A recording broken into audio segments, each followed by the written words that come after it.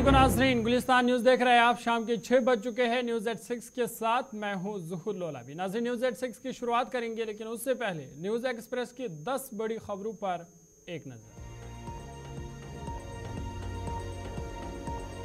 Jammu Kashmir police ने शुमाली कश्मीर के बारामूला जिला में 6 जुआरियों को किया गिरफ्तार और उनके कब्जे से दाव पर लगी रकम और ताश बरामद की। पुलिस के मुताबिक शलबूनी पटन के बागात में जुए के सरगर्मियों से मुतल्लिक एक खास इत्तला पर कार्रवाई करते हुए पुलिस पार्टी ने मखसूस जगह पर छापा मारा और 6 जुआरियों को गिरफ्तार किया। पुलिस ने उनके कब्जे से दाव पर लगी 8,700 रुपये की रकम और ताश के पत्ते भी जब्त किए। गिरफ्तार अफराद की शिनाख्त अब्दुल मजीद रथर, साकिन बादी मागाम, मुजफ्फर हुसैन बैग, गुंड खवाजा, अब्दुल मजीद लोन, गुलाम अहमद गनाई, हबीबुल्लाह साकिन हिंजीवीरा और नजीर अहमद बाट साकिन कंडरबुक के तौर पर हुई है। पुलिस ने इन्हें गिरफ्तार करके पुलिस थाना पटन मुंतकिल कर दिया गया है। मास्टर ब्लास्टर सचिन तेंदुलकर ने कश्मीर के सोपोर इलाका की कमसन लड़की का क्रिकेट खेलते हुए वायरल वीडियो शेयर किया है। उन्होंने पोस्ट में कैप्शन लिखा, कमसन लड़कियों को क्रिकेट खेलते हुए देखना हमेशा अच्छा लगता है। इस तरह के वीडियोस देखकर चेहरे पर मुस्कुराहट आ जाती है। वीडियो में सोपोर इलाका की बाएं हाथ के बल्लेबाज हुरमत इरशाद भट्ट नाम की कमसन लड़की एक बेहतरीन क्रिकेट शॉट खेलते हुए दिखाई दे रही है। कश्मीरी सेबों की कीमतों में 40% कमी के नतीजे में मेवा काश्तकारों को बाहरी नुकसानात का सामना है। बाजारों में कश्मीरी सेब की कीमतों में कमी बागबानों और काश्तकारों के लिए खतरे की घंटी से कम नहीं है। काश्तकारों का कहना है कि इस वक्त बैरून मंडियों में कश्मीरी सेबों की अच्छी खासी मांग होती है, ताहम इन साल अचानक कीमतों में गिरावट उनके लिए बाइसे तशवीश है। अक्टूबर और नवंबर 2023 की कीमतों में करीब 40% कमी से सेबों के ताजर और काश्तकार परेशान है और उन्हें खसारे से बचने के लिए कोई भी रास्ता नजर नहीं आ रहा। फ्रूट ग्रोवर्स का कहना है कि दिल्ली और मुंबई में कश्मीरी सेब की मांग न होने के बराबर रह गई है, जिसका बराह रास्त असर कश्मीरी फ्रूट ग्रोवर्स पर पड़ रहा है। जिला रियासी की कटरा रोड पर एक कार हादसे में 2 बच्चों समेत 6 अफराद जख्मी हो गए हैं। एक Tiago car Reasi Katra road पर सुंबल चौक के करीब हादसे का शिकार हो गई, जिसमें 2 बच्चों समेत 6 अफराद सवार थे। हादसे में कार में सवार तमाम अफराद जख्मी हो गए, जिन्हें जिला अस्पताल रियासी मुंतकिल किया गया। जख्मियों की शिनाख्त राहुल शर्मा, सिंधिया देवी, मुकेश कुमार, ममता शर्मा, प्राची और तनिषा शर्मा के तौर पर हुई है। सभी श्यामा सुंदर बनी जिला राजौरी के रिहायशी है।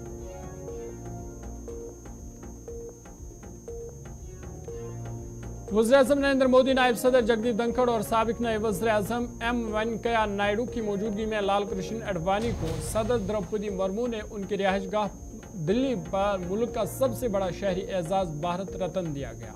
फरवरी में वज़ीर-ए-आज़म नरेंद्र मोदी ने अपनी सोशल मीडिया पर ऐलान किया था कि बीजेपी के साबिक रहनुमा को भारत रत्न से नवाजा जाएगा। पोस्ट में लिखा था कि मुझे ये बताते हुए बहुत खुशी महसूस हो रही है कि श्री एल के अडवाणी जी को भारत रत्न से नवाजा जाएगा। मैंने उनसे भी बात की और उन्हें इस एजाज से नवाजे जाने पर मुबारकबाद दी है। उनके जरिए की गई हिंदुस्तान की तरक्की एक यादगार है।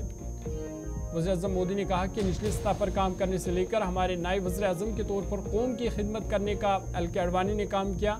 उनकी पार्लिमानी मुदाखलत हमेशा मिसाली और भरपूर रही है। अपोजिशन इत्तेहाद के महारैली में कांग्रेस के रहनुमा राहुल गांधी ने वज़ीर-ए-आज़म नरेंद्र मोदी पर लोकसभा इंतखाबात में मैच फिक्सिंग का इल्ज़ाम लगाया और कहा कि वज़ीर-ए-आज़म मोदी इस इंतखाबात में मैच फिक्सिंग करने की कोशिश कर रहे हैं। उन्होंने कहा कि अगर आप पूरी ताकत से वोट नहीं देंगे तो उनकी मैच फिक्सिंग कामयाब हो जाएगी और अगर कामयाब होगी तो आइन तबाह हो जाएगा।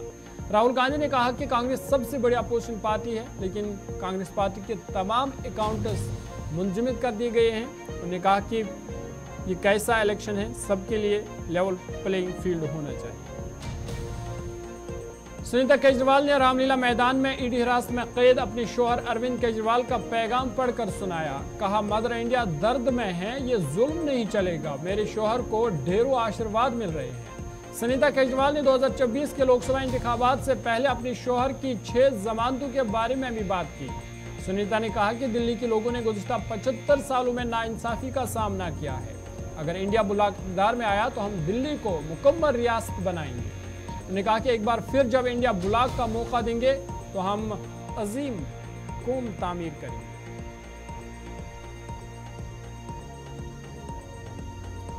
जम्मू कश्मीर के साबिक वज़ीर आला डॉक्टर फारूक अब्दुल्ला ने इस बात पर जोर दिया कि वो अपनी आखिरी सांस तक इंडिया ब्लॉक नहीं छोड़ेंगे। अब्दुल्ला ने दोहराया कि मुल्क के आईन के वसीतर मफाद के लिए इंडिया ब्लॉक को मजबूत बनाने की जरूरत है। उन्होंने कहा कि आज हमारा मकसद मुल्क के आईन को बचाना है, क्योंकि मुल्क के आईन पर हमले हो रहे हैं, यहाँ तक कि चीफ जस्टिस ऑफ इंडिया को भी धमकियां मिल रही है। उन्होंने कहा कि आज हमारी ये सूरत हाल है जिसमें हम फंसे हुए हैं। हम इस सूरत हाल से बाहर निकलने के लिए इंडिया इत्तेहाद को मजबूत करना जरूरी है। शाम के शुमाली सूबे हलब के शहर अजाज में एक मसरूफ बाजार में कार बम धमाके के नतीजे में कम से कम 8 अफराद हलाक और 30 जख्मी हो गए हैं।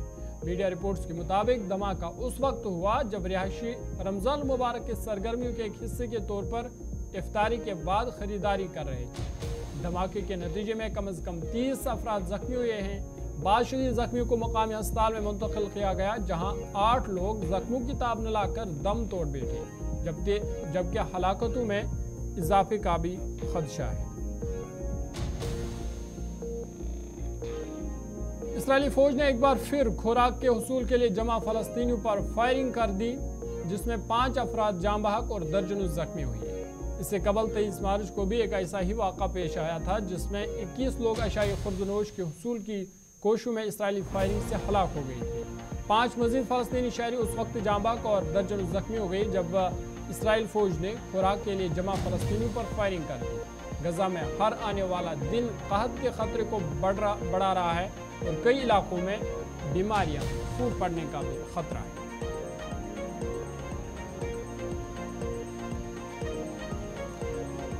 चलिए, ये तो थी टॉप 10 खबरें जो हमने आपके सामने रखी। अब सीधा खबरों पर चलेंगे और सबसे पहले बात आपको बता दें कि रामलीला मैदान में आज इंडिया इत्तेहाद की मेगा रैली हुई। मेगा रैली में कई रहनुमाओं ने खिताब किया, राहुल गांधी ने खिताब किया, जो बाकी इंडिया इत्तेहाद के मेंबर हैं उन्होंने एक एक करके खिताब किया। वहीं कांग्रेस पार्टी के सदर मल्लिकार्जुन खड़गे ने कहा कि एक तरफ इंतखाबी ऐलानात हो रहे हैं और दूसरी तरफ अपोजिशन के वज़ीर आला को जेलों में डाल दिया गया है। उन्होंने कहा कि इसका कसूर सिर्फ ये था कि वो इंडिया इत्तेहाद के साथ इत्तेहाद करना चाहते थे, इंडिया इत्तेहाद को मजबूत करना चाहते थे, इसलिए उन्हें जेलों में डाला गया। मल्लिकार्जुन खड़गे ने कहा कि हमें ऐसी आमराना बीजेपी हुकूमत को शिकस्त देना है और इंडिया इत्तेहाद को मजबूत बनाना है।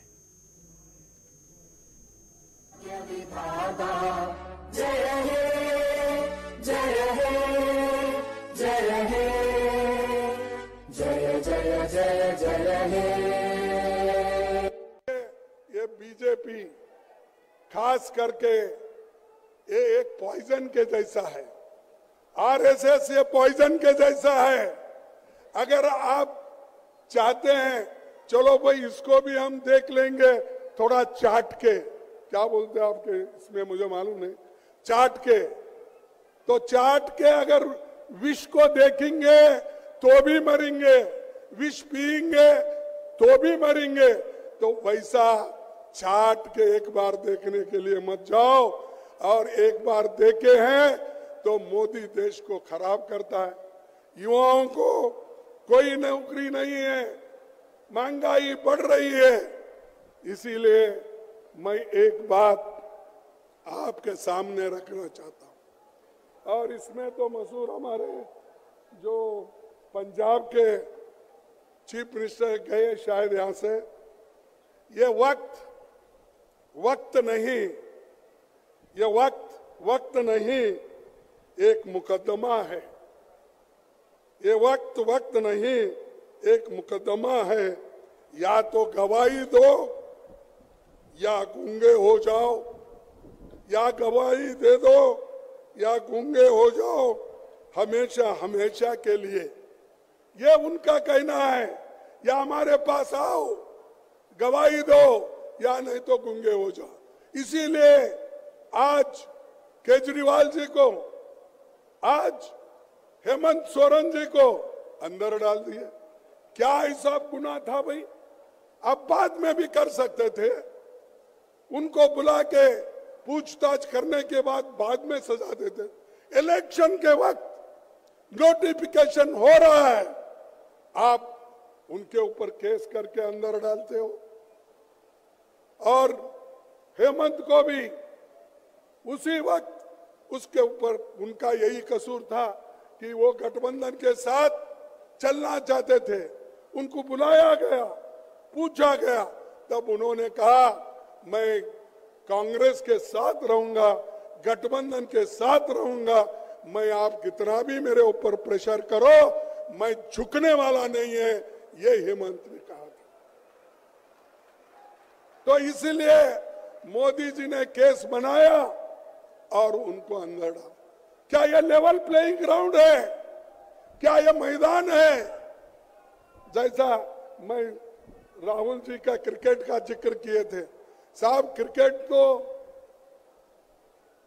सब लोग ठीक ठाक मैदान बनाते हैं और पिच भी अच्छा करते हैं, तब लोग खेल पाते हैं। यहां तो मोदी सब तरफ खड्डा खोद के हमको क्रिकेट खेलो बोल रहा है। नाज़रीन, ब्रेक के बाद न्यूज़ 86 में आपका खैर मकदम है। भारतीय जनता पार्टी ने उधमपुर कुटवा के मुख्तलिफ इलाकों में इंतखाबी मुहिम तेज कर दी है। मरकज़ी वज़ीर मुमलिकत डॉक्टर जितेंद्र सिंह ने कुटवा के शिवनगर, शास्त्री नगर, केरियान, गुंडियाल और नगरी में मुख्तलिफ मीटिंगें की। इस मौके पर लोगों की खास तादाद ने मीटिंग में शिरकत की। डॉक्टर जितेंद्र सिंह ने मीडिया से बात करके बताया कि जिस तरह पूरे मुल्क में मोदी की लहर है, हमारा मुकाबला किसी से नहीं है। उन्होंने कहा कि पिछले 10 सालों की कारकर्दगी को देखकर लोग जोक दर जोक आकर भारतीय जनता पार्टी की तरफ आ रहे हैं। प्रधानमंत्री जी का जो विश्वास है वो हर जगह आज देखने को मिल रहा है। तो अभी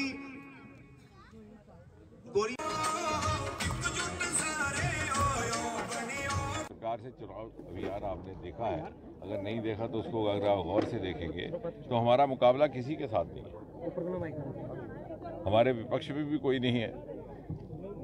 लेकिन ये जनमानस का उत्साह है कि मोदी जी का नाम लेते ही, कठुआ के विकास की बात करते ही, हमारे राजीव जसरोटिया, गोपाल जी, इस तरह के हमारे जो नेताओं की टोली है, इसके कामकाज की जिक्र करते ही इतनी बड़ी हजूम उमड़ करके आती है। और ये नारी शक्ति भारी संख्या में, ये प्रतीक है उस स्नेह का, उस श्रद्धा का जो इनको मोदी जी के प्रति है, उस विश्वास का जो भारतीय जनता पार्टी के प्रति है, और उस स्वीकृति का जिसका विकास 2-2 किलोमीटर में स्मारक के रूप में आपको कठुआ दिखाई दे रहा है। और मैं चाहूँगा कि आप भी लोगों तक ये बात पहुँचाएं कि 2014 से पहले का क्या दृश्य था। एक नई पीढ़ी सामने उभर करके आई है, फर्स्ट टाइम वोटर्स। ये मेडिकल कॉलेज, ये केंद्रीय राशि से इंजीनियरिंग कॉलेज, ये 1.5 पंचायतों के लिए 150 करोड़ का कीड़िया गड़ियाल का पुल, ये उत्तर भारत का पहला इंडस्ट्रियल बायोटेक पार्क, ये सीड प्रोसेसिंग प्लांट, ये पासपोर्ट ऑफिस, ये सड़कों का जाल, ये जुथाना का पुल, ये पहला होम्योपैथिक कॉलेज, ये सब 2014 के बाद हुए। तो ये प्रश्न ये है कि ये पहले भी तो हो सकता था, लेकिन जो शाहपुर, बल्कि पहले ये हुआ, जैसे राजीव जी ने कहा कि पहले ये हुआ कि जो काम चल रहे थे वो भी रोक दिए गए, अपने कश्मीर केंद्रित इलाकाओं को रिझाने के लिए खुश रखने। मुझे यकीन है कभी कोई विश्लेषक, कोई इतिहासकार इस प्रश्न का उत्तर ढूंढेगा कि 30 साल हमने शाहपुर कंडी प्रोजेक्ट को रोक करके न केवल कठुआ और सांबा के साथ अन्याय किया, उसको सिंचाई से वंचित किया, बल्कि एक राष्ट्र हित को काम को भी होने से रोका। हमारे प्रदेश कांग्रेस पार्टी की तरफ से आज जम्मू में एक जलसे का इनेकाद किया गया, जिसमें कांग्रेस पार्टी के सीनियर लीडर और जम्मू से लोकसभा उम्मीदवार रमन बल्ला ने मेहमान खुसूसी तौर शिरकत की। इस मौके पर रमन बल्ला ने बात करते हुए बताया कि लोग भाजपा सरकार से अब तंग आ गए हैं और लोग अब बदलाव चाहते हैं। उन्होंने कहा कि गुज़िश्ता 10 सालों में न तो नौजवानों को रोजगार मिला और महंगाई आसमान छू रही है। उन्होंने कहा कि लोग अब तब्दीली चाहते हैं। प्रेसिडेंट बानू जी को कहूंगा कि 2 मिनट के लिए आए।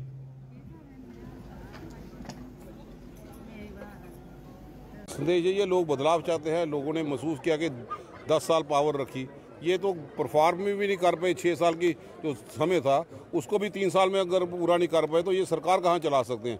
ये जुमलों की बरसात कर सकते हैं लेकिन सरकार नहीं चला सकते। सरकार वही चला सकता है जिसमें क्षमता यहाँ पे हो, जो गरीब आवाम की बात सुने। ये सरकार ने तो गरीब आवाम की बात तो सुनी नहीं। जब चूल्हा जलाना मुश्किल हो गया, लोग कंपेयर करते हैं कि 2014 से पहले राशन 8 रुपये किलो मिला करता था, आज 40 रुपये किलो है।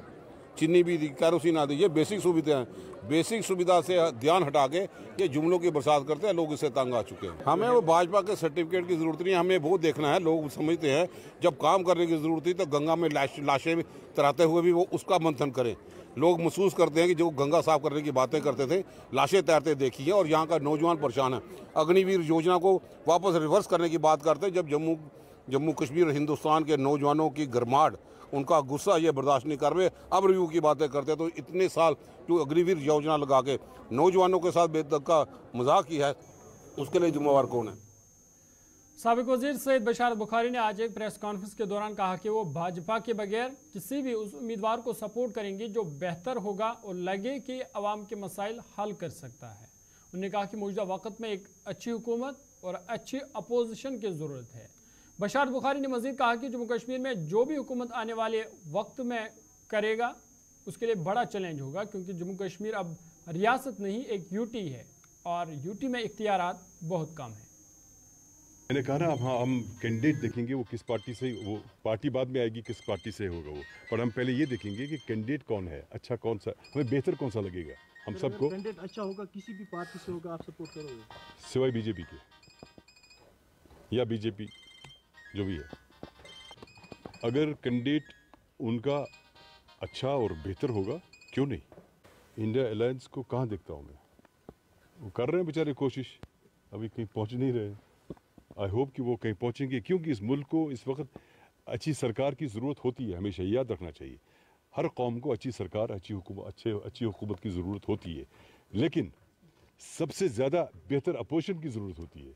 अगर ये अपोजिशन उभर के आती है और चैलेंज करती है तो मुल्क के लिए अच्छा है। अच्छा सवाल किया आपने। जो पहले तकाजे थे 5 अगस्त से पहले, और वैसे जिनको भी हमने वोट दिया उन्होंने कितना काम किया मुझे नहीं मालूम, अल्लाह सबको सलामत रखे, अच्छा नहीं लगता जो भी है। लेकिन अब शायद ज़्यादा चैलेंज है, बिकॉज तब आपके पास एक कवच था, एक रुकावट थी, मीन्स कि अपने इख्तियारात थे आपके पास, आप मालिक थे। आज की तारीख में आपका स्टेट भी नहीं, आपका यूटी है, इसलिए आपके लिए अपने बचा तो ज़्यादा कुछ है नहीं, बट क्या होना चाहिए मुस्तकबिल के लिए, ये कौम किस तरह आगे बढ़नी चाहिए, हमारी आने वाली नस्लों की नशोनुमा कैसी होनी चाहिए, वो सबसे बड़ा चैलेंज है। और इस चैलेंज के हवाले से वो इस काबिल होने चाहिए कि वो बेहतर तरीके से हमारी पार्लियामेंट में नुमाइंदगी करें। ये आगे बढ़ते हैं। गुज़िश्ता रात हीरानगर के गाड़ा में बिजली गिरने से एक बकरवाल खानदान की 15 बकरी जो है वो हलाक हुई है। बकरियों के मालिक बकरवाल मोहम्मद फरीद ने बताया कि इस हादसे में उनका लाखों मालियत का नुकसान हुआ है। उन्होंने कहा कि भेड़ बकरियां उनकी कमाई का वाहिद जरिया था और उन्होंने अब ज़िला इंतज़ामिया से अपील की है कि उनकी मदद की जाए ताकि उनके मुश्किलात दूर हो सके।